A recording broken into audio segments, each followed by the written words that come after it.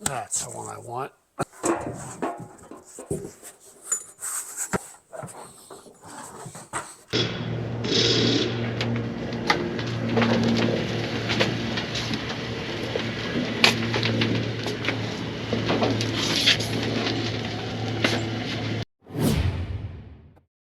Welcome back to the Stock Car Surplus YouTube channel. I'm Danny, and I hope you guys enjoy this video today.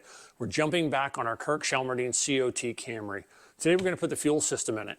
We're going to put our fuel cell in it. This is a track day fuel cell. It's 1 year out of date. It's 2025. It expired in 2024. It is a road course cell. It's got about 10 races on it, but the bladder does not leak, and it came from a friend of mine at an Xfinity team. It does have a center pickup in it for road course racing, and we're going to use that. We also have our aluminum fill plates. These go in, and when I say fill plates, they take up the space and they fill that inside the fuel cell can. This is an 18-gallon can, not a 22, so it's much smaller, and it doesn't need to slide around inside the fuel cell cage once we bolt it in. We're going to put our fill plate in, our flapper valves. This is an ATL style. It doesn't use the big ball to go up and down. It only uses a ball on the vent, and it's spring-loaded. But the actual fill plate itself uses a flapper valve that does not take up as much room inside the fuel cell or the foam, and it works just as well. Our fuel filter, fuel cell fill plate gaskets. For this car, I've made myself my own track day dry brake. This is a Richardson. The one that came in the car said BDR 022 on it. I've saved that one and put it away. I didn't want to chop it up. The end of this one was bent, and I straightened it back out with a little bit of heat and a pipe. The top of this, I put an 1 3/4 cap, and I welded a bung in there so I can fill it, polished it up, and we're going to use this on our car. This is a Schultz head. This is one that I made for the truck. This is for track day use also. It's got an 1 3/4 threaded bung in it and a cap to fill it. The vent side comes in here from the vent on your fill plate, and it has a threaded K&N breather that's been threaded and locked in place with Loctite on here. This works exceptionally well if you have a Schultz head style can instead of a dry brake on your race car. I'm going to put a link in the description below. There's a far more detailed and in-depth video on fuel cells for the Supra. When I built that car, I went through everything from the old style to the new style. I'll put a link to that in the description of this video. But for today, we're going to jump on this and get it put in our car. One of the things that I wanted to point out to you guys, when you guys work on your car, you need to know if you need a 22-gallon cell or an 18-gallon cell. This is an 18-gallon. That's what this car calls for. I know it for one reason. When you look at your fuel cell rack, what locks it into place, take a look at it and see, is the cage centered? Is there an equal opening when it comes to the ends of your cage? Is this opening centered? Because if it's not, you're going to use an offset cage. If this bar is moved down further and you don't have the clearance for it to fit on one of these, like that, you're going to have a problem when it comes to putting a fill plate on it and getting in your car. So make sure you know what you need, whether it's an 18 or a 22, when you start building your car and start looking for a used fuel cell. Let's jump into our build now. Now, as I was saying, this is a good road course fuel cell. The pickup is here. It's got a new gasket on it. The entire cell has been cleaned, dried, wiped out, leak checked. It does have a good Brown & Miller pickup hose on it. We'll go around the other side. I'll take the light, shine it in there, and show you where the pickup box is. As you can see, I've got the light shining in here, and you can see the pickup box in the center. It's only had a year use on it, and it was filled with corn fuel, but it's been completely cleaned out, wiped down, foam pulled, cleaned, checked for leaks. The cell is good. We're going to put it back together just the way it is. The next thing we're going to do is we're going to get our fill plate mounted to the fuel cell. We're going to put this whole thing together, get it mounted to the can, and stick the can in the car. Now, one of the things you need to do is figure out what the orientation of your fill plate is going to be in your car. Now, the fuel cell label that says fuel safe on here is going to be facing the back of the car. This is the rear portion of our can. This is the front portion of our can. So figure this is the back bumper. Over here is going to be our filler, and over here is going to be the right side, passenger side of our car. We need to figure out the configuration of our fill plate. If we put it on this way, then our filler will go here, and our vent will be in the back, which will be fine. We can take the vent hose, loop it around, and it will go right in. The only thing you don't want to do is put these to where they conflict. Roll it over. We have these two here. You can't get a vent hose on top of that and mount your filler hose at the same time. So you need to be conscious of how you mount it. Now we're going to go with this configuration because I'm going to put the heavier fill plate flapper valve on the right side of the car. I'm going to put my vent in the rear portion, and my filler will come out here with a line, mount around, and hook into my fuel filter. So we're going to go with this configuration. We're going to get this put together now. One of the things to remember when you're mounting all of this, it uses fine thread hardware, quarter 28. Now, one of the mistakes that I've seen multiple people make is they use this hardware with a steel washer. It needs to be a nylon washer. You can pick these up at Master Car. You can buy them at SRI. These came from SRI in a big box, and they're just some that I have left over. But you need to use nylon hardware as a washer to mount this. With the gasket between the cell, the can, and the fill plate, this will pull itself down and tighten up, but it will leak if you use a metal washer at the stem of the bolt. You don't want to do that, use the nylon hardware. Let's get this thing put together now. We are back. I had to run up to Mooresville and pick up some hardware. I have plenty of quarter 20 bolts, but I'm out of quarter 28. So I called up there to SRI. My buddy Jim Malone answered the phone. Great guy. I've known him since he worked at Hutch BSR. Had it waiting for me. I actually ordered about $400 worth of hardware because I was short on other stuff. But we're going to get our fill plate put in. I needed this hardware to do it, and I already had the washers. I've taped this off so nothing fell inside it while I was gone, and our bolts are in here to hold the fill plate in. What I'm going to do now is I'm going to zoom in here, and I'm going to show you why I use two studs like this that are cut off. We'll get this hardware installed, and we'll get it in the car, and we'll figure out where our actual filler nozzle is going to go and our fill hose coming from the fender. So let's do that. So here's our fill plate. I've taped everything off on the top simply because I don't know where this discharge nozzle is going to end up pointing. So we're going to set this to the side. What we're going to do now is we're going to get all of our hardware to mount the fill plate to the fuel cell. Now there is a new gasket in here, as you can see. There's one between the actual bladder and the can itself. Now I use these cutoff bolts because, as you can see, the top can fall, and you need to grab these and pull them up and get hardware started. This will help you immensely. The way I like to do it is take a pair of regular small locking pliers, clamp onto it, break out your hardware. Let's dump a couple of these out. These are quarter 28 by 1. Here's our washers. Grab a couple of these. So we'll take the first 4 to lock the fuel plate in around the fuel cell on each side. So we'll take these 4. Put a washer on them, we'll pull up on it, we'll drop it down, we'll grab the ring, and we'll get it to start locking into place. We'll do this on both sides of it. Pull it up, hold it down, start to lock into place. Grab it on this side, get a nice pull, push down, whole thing starts to lock into place. You can feel it threading into it. Grab the other one, push it down. Starts to lock into place. And the next thing we'll do is we'll pop this off, grab a good old regular screwdriver, back these out. Like I said, it is nothing more than a quarter 28 bolt with a slot cut in the end of it. Pretty simple. I've had these for years. What we'll do now is where we pulled that out, put a bolt in there with the washer. Same thing on this end. And then we'll go all the way around.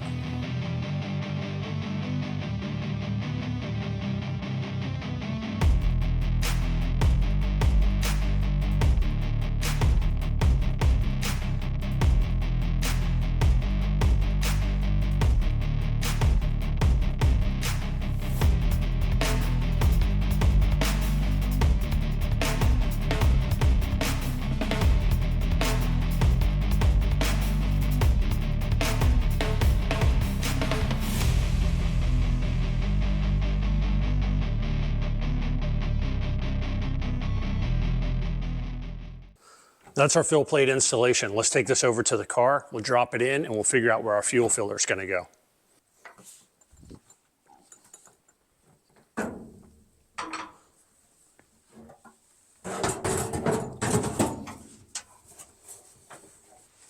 Now I have it installed in the car. It's slid all the way over to the right and in the right rear all the way back as far as it'll go. As you can see, it'll move forward and it'll move side to side. There are aluminum filler plates that go in here that are made out of honeycomb material to keep this from moving. Let's slide the back one in, and I have to build this box over here. This is the aluminum filler plate that's going to go in the back of our fuel cell and keep it from moving. These are just aluminum honeycomb boards. They come in a 1 inch, a 2 inch, and a 2.5 inch thick spacing. You could buy these in a 4x8 sheet, or you can get them cut to fit. Hutch made these. I have some from Hutch, and we're going to use them in the smaller section, but this one is going to go against the back of the fuel cell to keep it from moving. So we'll slide this in here, lift up our fuel line.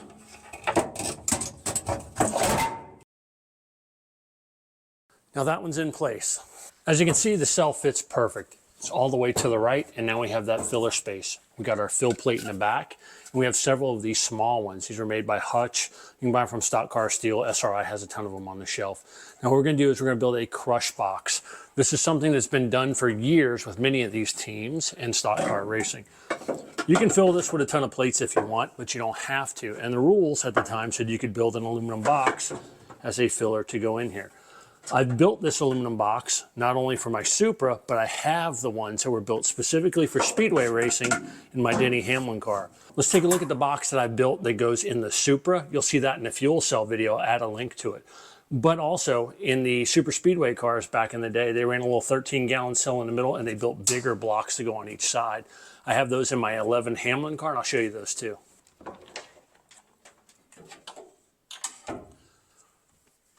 Now this is the one I built in the Supra. We're going to build this aluminum box out of 2 pieces of crushable aluminum and aluminum sheet that I bent up in the brake. Now let's take a look at the one in the 11 car when they were mandated by NASCAR to run that little fuel cell.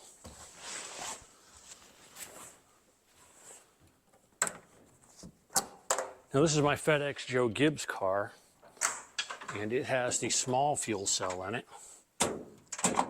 And as you can see, it has the mandated NASCAR aluminum boxes in it, and it has fill plates on each side. Still has a NASCAR seal on it, and there's the hard tunnel for underneath it. But this is how it should be in this particular car. Joe Gibbs breather for the dry sump tank, fill plates, Peterson fuel filter, fill neck, hose, everything. This is the way it's set up, and it's ready to go. Will I ever run this car? I don't know. We'll see down the road.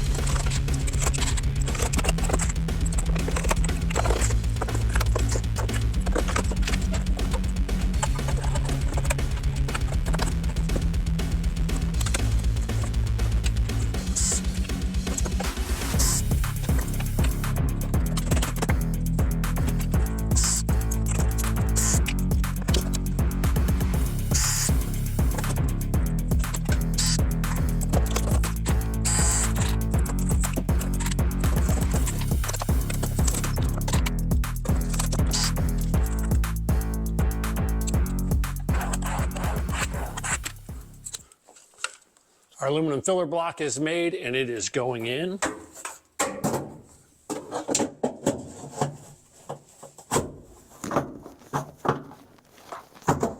There we go. Up next, the fuel cell cage is going in. Now the cool part about this one is that it's still marked CoT 22, and it matches the chassis. So let's get this in.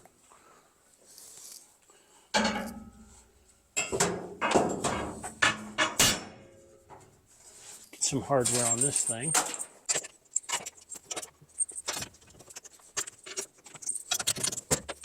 Up next, we're just going to tighten up the fuel cell cage. I like to use wrenches. Rarely, as I said before, do I ever use power tools. Up next, we're going to install our track day dry brake. This thing polished up pretty nice, cleaned up very well. We're going to bolt this on that corner of the car right there, and then we're going to figure out the length of our fuel hose.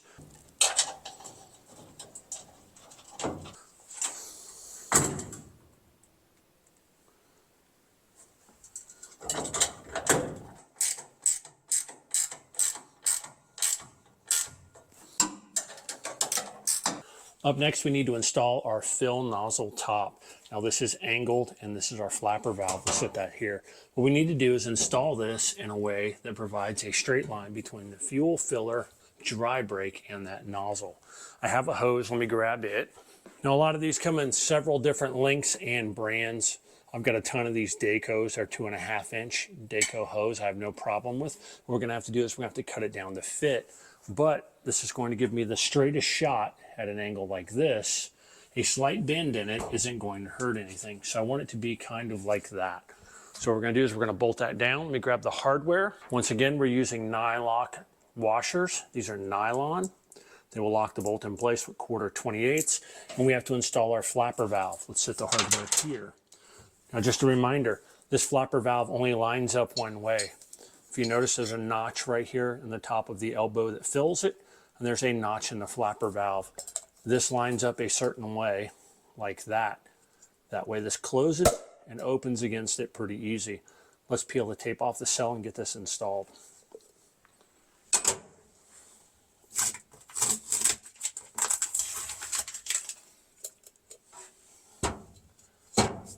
Line it up, get some bolts and hardware started on each side, and we'll line our hose up to it and see how it looks. Remember, you got to make sure that that notch in the flapper valve is lined up as well.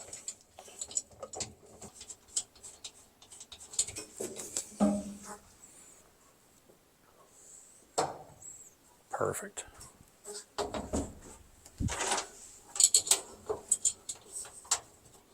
So now we're going to mark our Daco hose to fit the fuel filler. So we're going from our dry brake to the elbow on the top of the cell. We're going to go back to the white label on the flapper valve there, and you can see a mark here where it was on our dry brake. I'm going to mark that with a piece of tape. We'll cut this off here and we'll double hose clamp it on both ends and get it installed. First thing we're going to do is we're going to slide our hose clamps on, and we're going to put a little bit of CMD high pressure lube on both of them so that the hose slips over it. Now, I recommend that you use high quality American stainless steel worm drive hose clamps. Now there are a ton of you out there that think a hose clamp means nothing and you'll just buy whatever fucking hose clamp you can. As you can see, made in the USA, says it right there on the clamp. USA. Don't go online. Same thing with CMD high pressure lube. Don't go online and buy that bullshit. A lot of y'all run down to the fucking auto parts store and you buy the cheapest fucking bullshit you can and you try and convince people, oh, this is a 100% correct restoration, and it ain't. Buy American made. Buy the good shit. Don't skimp out, especially when it comes to your safety and building a race car. All right, let's get to it. And one more thing, folks. Always, whatever you do, alternate your hose clamps so that the clamping force is equal on both sides. I see people sometimes just put one hose clamp on. Always use two. Put a little bit of high pressure lube on here, just a little bit, help get it over. This is not going to hurt your fuel. This is not going to hurt anything. Just a little bit to get the hose on here.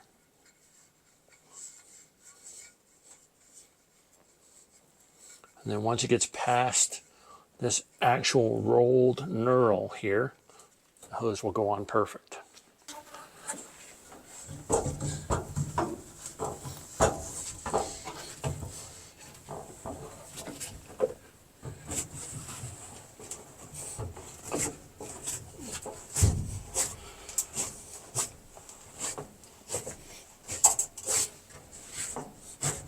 And there we go. Let's get our hose clamps on here and tighten this up.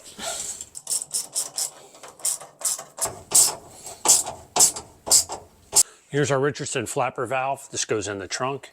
This, they would take the old dump can, so it would have a rod on it. It would push the vent open down inside of it. You can see the vent right there. It would push that open, allow air out and excess fuel.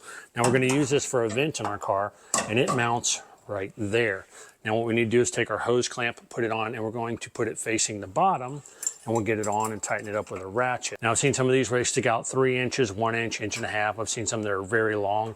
I don't know what, if any, aerodynamic advantage you could get from that, but there were a lot of teams back in the day that did it and it looked kind of stupid.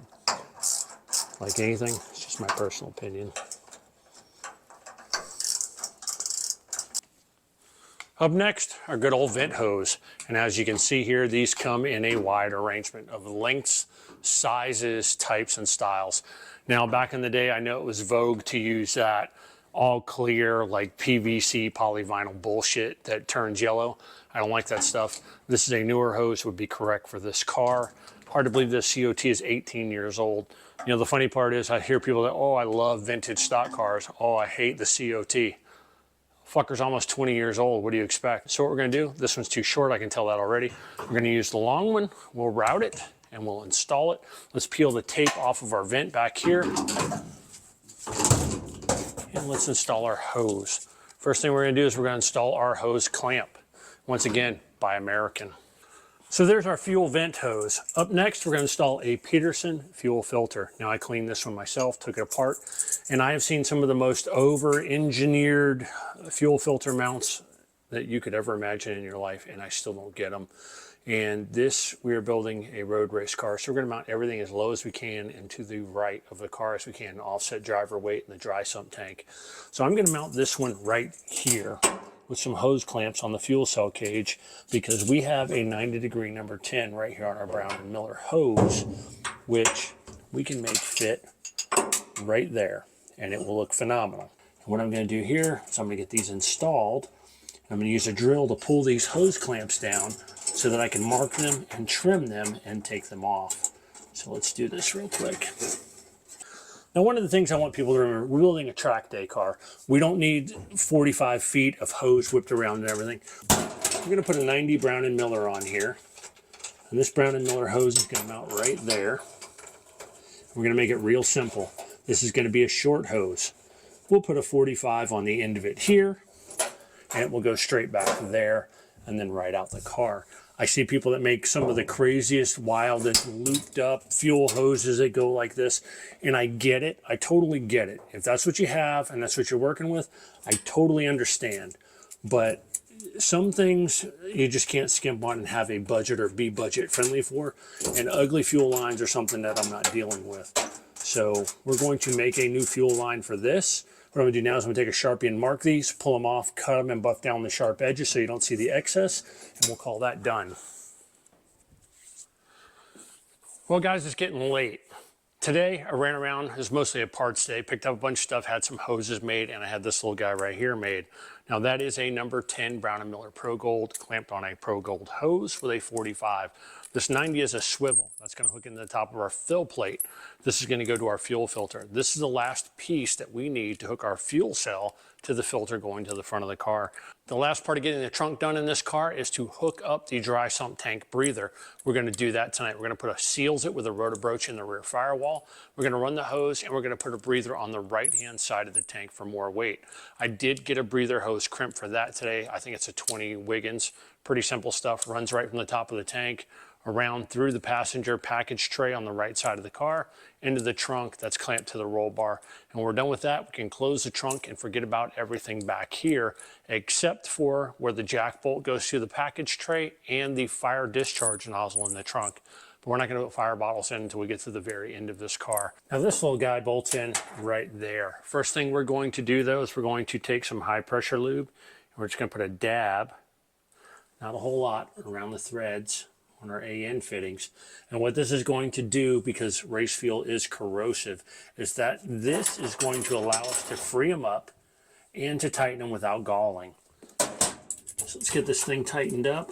I can see now I'm gonna have to move my fuel filter down more to the right. So this is gonna have to go more over this way, which I'm not opposed to. That's more right side weight.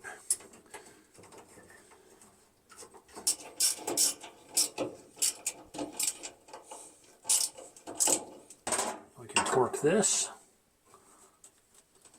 and we can torque this.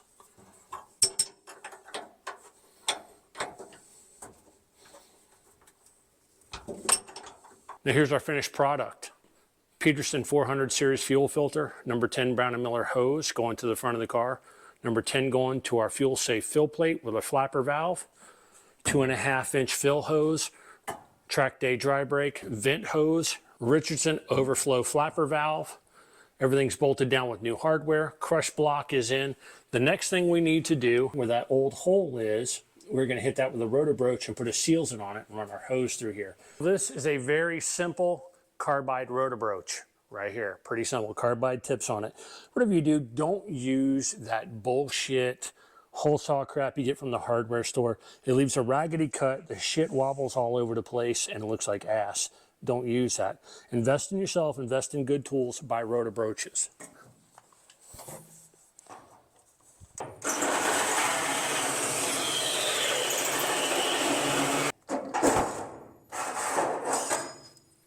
Use a good deburring tool, get all the sharp edges off of it, inside and out. Don't be afraid to use it.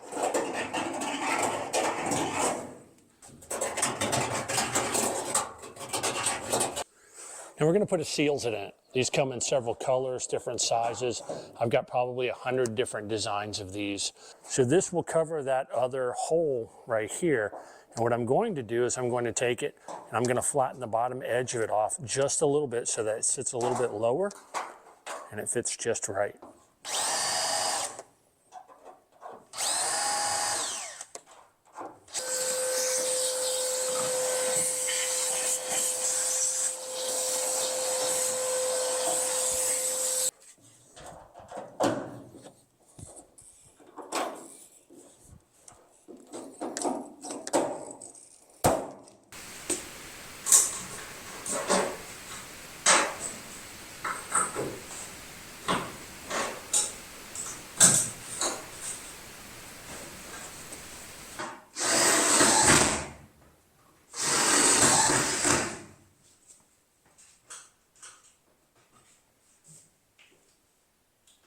Now here's our finished dry sump breather tank.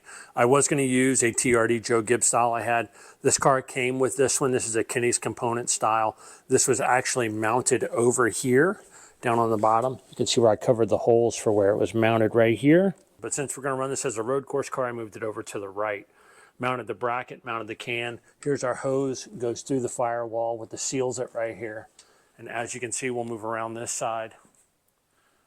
Comes through nice and clean on the package tray, through there, and it hooks to our dry sump tank with a Wiggins clamp. Now that's a Brown & Miller hose. I went and had both ends of it crimped, and I'm really happy with the way it came out. Now there is one more thing. This does have, down here on the bottom, it's got a drain. Now if this thing fills up with oil, you've got bigger problems to worry about than cleaning up this mess. That we check periodically, and what we do is we take a red rag, pull the vent off and stick it in there, and that way it soaks up any moisture that falls in there, and you just pull the rag out and change it. It is tight. It's got an AN fitting on it right there, and it works well. It's got a little K&N breather on the top. Being a road course car, I'm trying to shift as much weight to the right as I can, and that's our best option for the dry sump breather tank. I also didn't like that the hole that was there that we're running this hose through right now actually had the fire discharge nozzle in it. I didn't like that. We're going to put it over here in the center right above the fill plate. There's one more thing that I want to work on. Something pretty simple, and it's up here in the front. Let's take a look. This is our radiator. Up next, we're going to get our radiator mounted. This is the original piece that was mounted here at the top of the radiator that held it in. This piece had Zeus fasteners at the front that held the radiator core support into the top of the ductwork. This isn't going to work for our application. It's made out of 090. It's pretty thick. And the lip here on the top is only about 3/8 of an inch wide. This needs to be 3/4 for my plan. And what I'm going to do is I've remade this. It's already mounted to the car right here. And I've made the top 3/4 of an inch out of the same 090 material. It's been drilled. The other thing I'm going to do is you can see there's no rivets on the face here. So what I'm going to do is I'm going to use countersink rivets on the face here. They'll be covered by weather strip, but they'll countersink in and they'll make this a lot stronger. On the top here, we're going to use floating nut plates. They're going to hold 1032s, which is why I've made this wider. So when our radiator top plate sits on it, I can bolt through it with 1032 bolts and the radiator won't move anywhere. The entire flange around this duct is going to get hit with some high temp weather strip. We're going to install that as well. You can see down here on the bottom, I've got the shaker screen. It's got to go back in. The actual braces for the shaker screen are outside drying. They've been painted. What I need to do now is I need to drill a bunch of holes, not only in this, but rivet it in, and my radiator top plate that I custom made. I'll show you all that stuff in a moment. First thing I gotta do is remove this, put the shaker screen in, and rivet all this together, and then we're gonna jump on the other part. The first thing I'm gonna do is I'm gonna remove this upper brace that I made. We're gonna pull this out, and then we're going to install the shaker screen. Now, I've said this a million times. This is one thing that I noticed afterwards. It's only original once. This radiator ductwork has a bunch of holes in it on each side. Now, if you know anything about radiator cooling and the flow of air and the air path, air will take the path of least resistance. It's why so many cars overheat when they just stick a radiator in front of it. They don't put any ductwork around it and things of that nature. They wonder, why is my car running so hot when the fan's this far away from it without a shroud or anything? This has several holes in the side of it. We're going to go ahead and cover those with aluminized tape on the inside and outside. There was some on here before, and I peeled it off and threw it away because it looked nasty when I pressure washed the car. So we're going to go through, we're going to mark the holes where our actual shaker rod holds into place and where it gets riveted. We're going to mark those, and then we're going to go back and cover everything else on both sides, inside and outside of the radiator ductwork, with aluminized tape.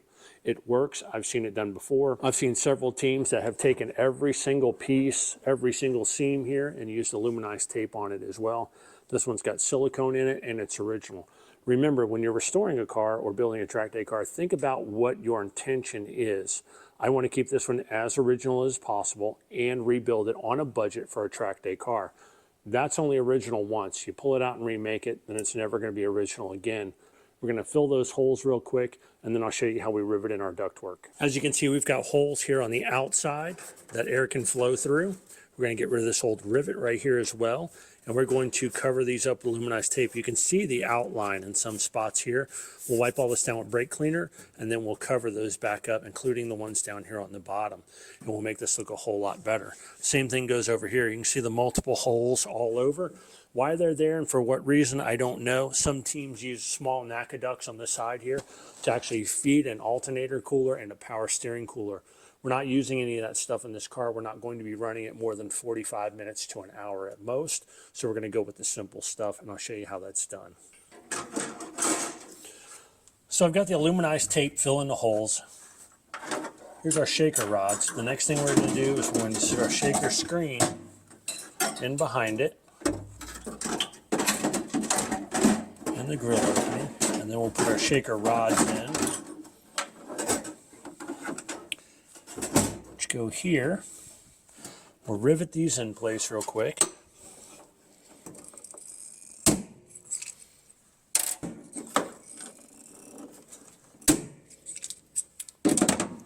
Now the next thing we'll do is we will safety wire this piece of screen to these rods, and we'll keep it loose so that this can move. Like I said, it will hit any debris, large rubber chunks that come through. They will shake them loose, cause them to fall down and roll into the bottom of the radiator duct rather than hitting the screen of the actual radiator where the cooling fins are. So in 6 spots, I'm going to go through here, 2 here, 2 in the center, and 2 on the right. And I'm going to add some safety wire. Pretty simple stuff.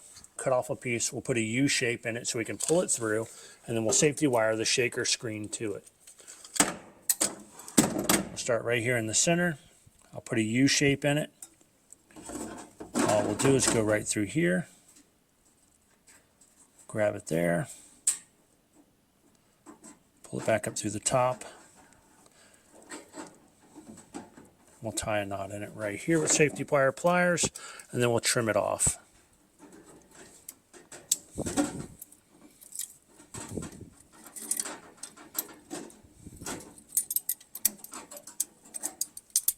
Now, is this screen 100% fail-proof? Nope, but it works, and it was here originally, so we're going to put it back in.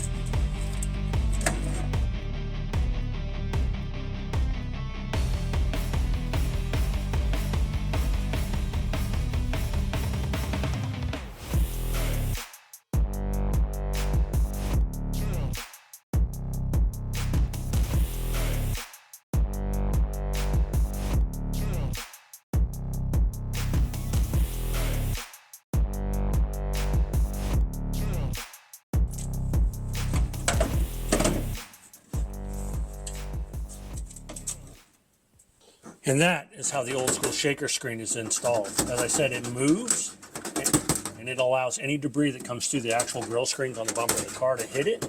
Moves, and vibration of the car and the engine will shake any debris loose, allow it to hit the bottom of the radiator duct and roll to the bottom rather than clogging it up. Now it's time to make sense of all this hoopla. This is the original piece that came off of our radiator duct and it's not going to work for our application. As you can see, it's got the cam locks in it here, and it's only about 3/8 of an inch wide there. This is the one that I made at the shop, and it's got 3/4 inch masking tape on it. You can see the difference in the width there, and it's been drilled on the front as opposed to this one for rivets, also on the bottom. Now this mounted originally like this in the car, and as you can see, it's not going to mount our radiator because nothing lines up with the cam locks there. So this is going in the garbage, although I did use the bottom rivet holes as a template. Now the top one that I made, this is going to work perfect for a couple of reasons.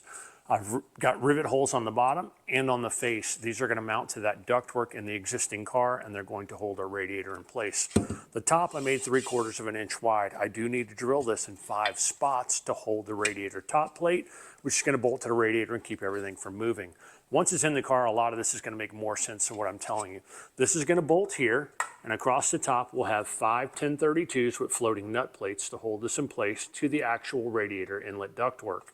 On the top here, we're going to put 5 across here as well. We're also going to have our oil cooler that mounts on here with this plate mounting on the back, and all of this is going to get sandwiched together with 1032s and floating nut plates. I know it sounds like confusing, and it's all like, well, where's this going? What's that go?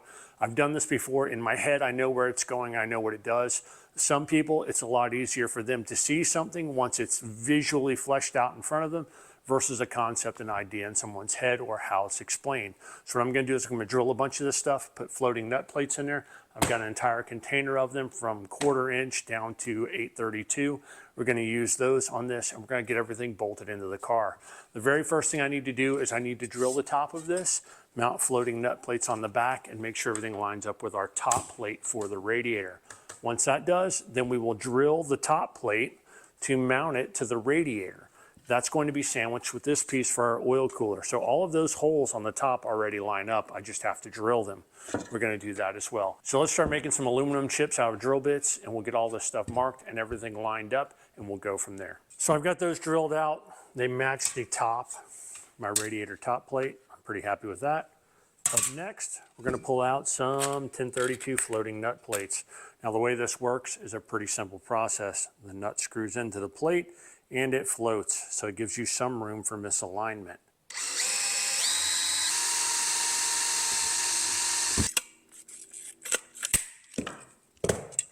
Now I have all 5 floating nut plates in. What I'm going to do now is I'm going to take it and test fit it with my radiator top. First thing we'll do is we'll pull this up. So this is our finished radiator top mount. What we'll do is we'll pull the hardware out, we'll take this piece over to the car, we'll rivet it in with large head rivets and backup washers. Then we'll come back and put floating nut plates on the front of here to hold our radiator in place when we sandwich everything together. Let's take this over and rivet it in place now.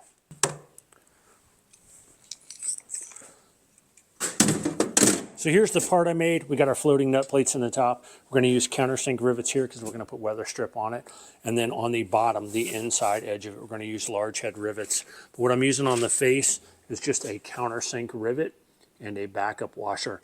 I get asked a million times from people, hey, where do you get those super high-speed lightweight washers that they use on NASCARs? Well, the 3/16 washer, that is for the larger rivet. These are 1/8 inch. They are what people use when they use a 1032 screw to hold shit together, like duct work and everything like that. So what we're going to do is we're going to use these. We're going to put them in. We're going to stick a backup washer on them. We're going to pinch them, and then we're going to do the ones from the face. I start in the middle, and I work my way out for one reason.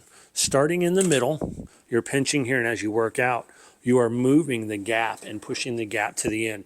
I have had times where the end hole, I've had to take the 1/8 inch bit and clean the hole out to get it to align again because it's pinching everything as it moves down.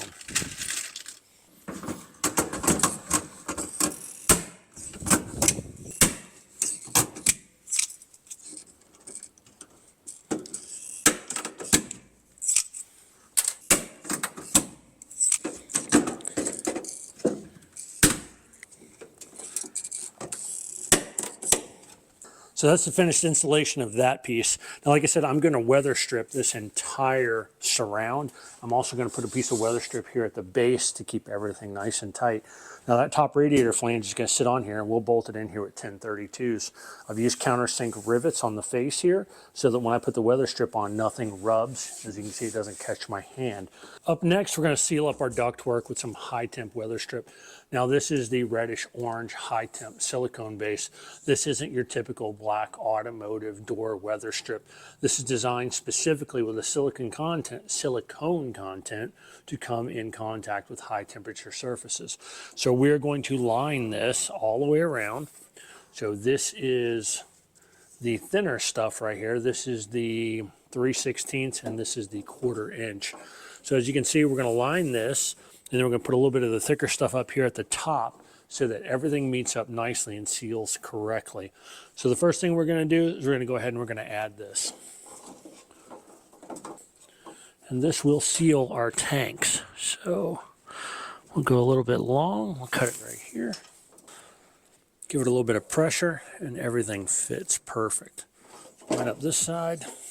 Grab my scissors.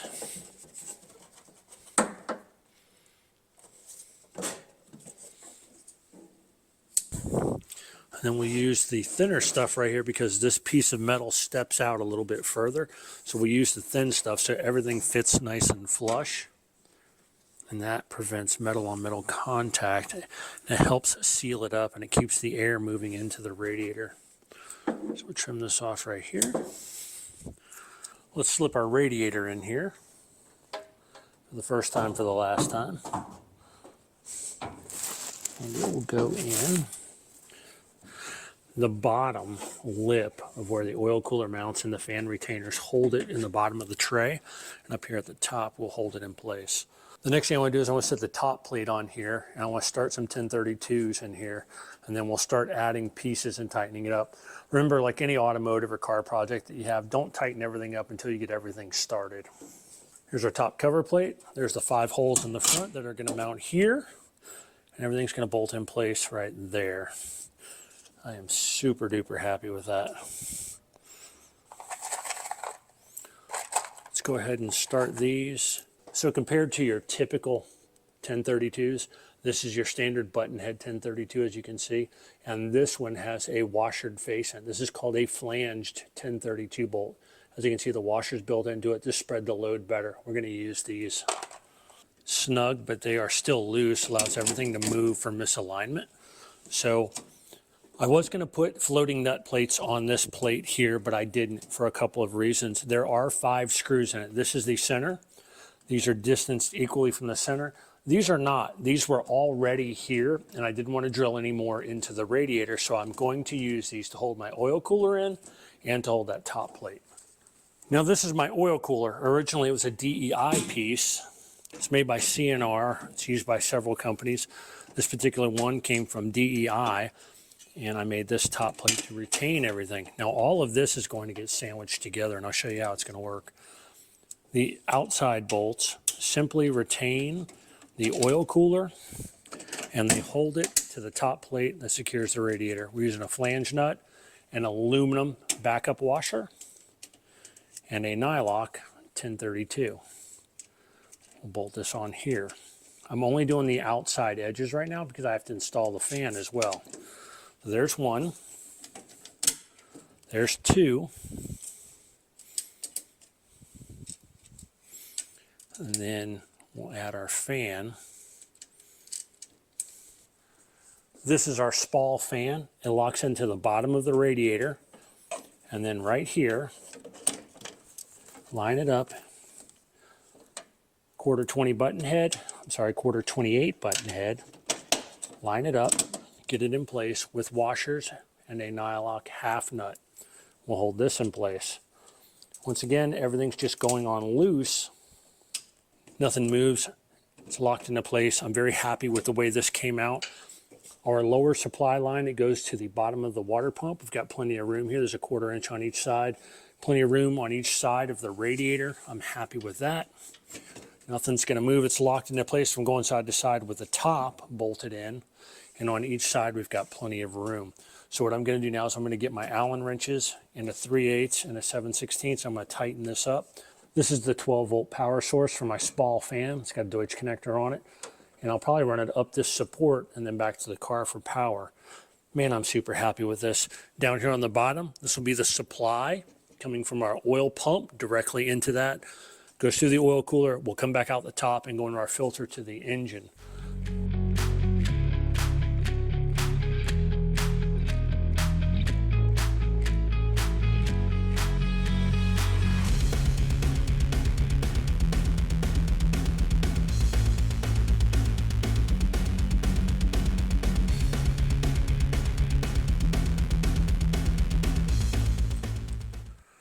Let's take a look at the finished product when it comes to our radiator.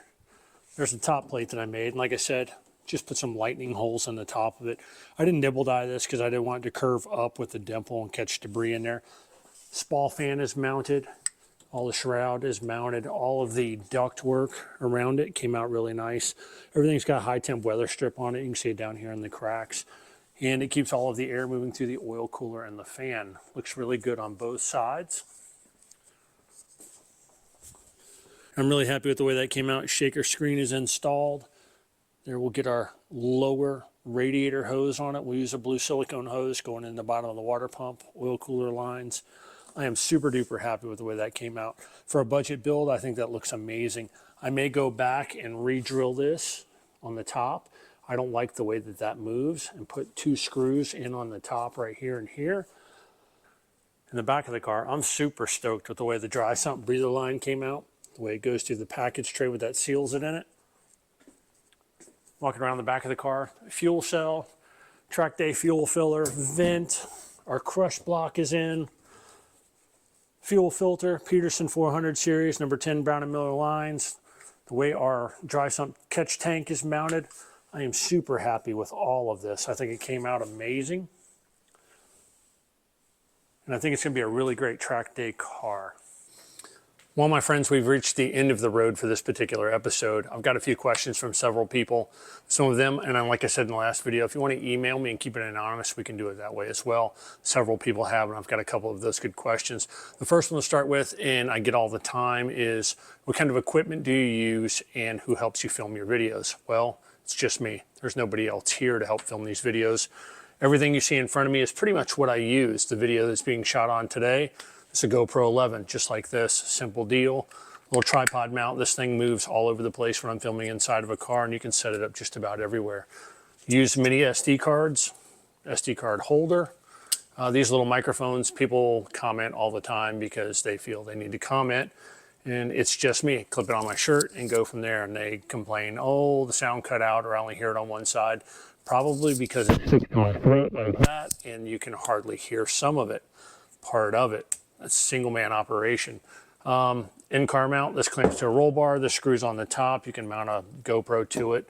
GoPro case, mount that on the side of the truck. That'll hold a phone. And this is the only light that I use. Most of the stuff came directly from GoPro. That stand was one that my wife had left over. And the light, I can't even remember where the light came from, to be honest. But that's what I use to shoot these videos. And that's it. Pretty simple. One-man operation. Trims the fat, keeps it slim, keeps the videos to the point. Before we leave, we're going to go over a breakdown on this car, like I told you in the last video, what I've spent, some of the parts that I've had, and I've highlighted those in blue, kind of what my original cost was. I've sold off a few things, and what I have in the car in total. I've written it down on the whiteboard behind me. I'm going to grab the camera, we'll point it out, and we'll go over all this real quick.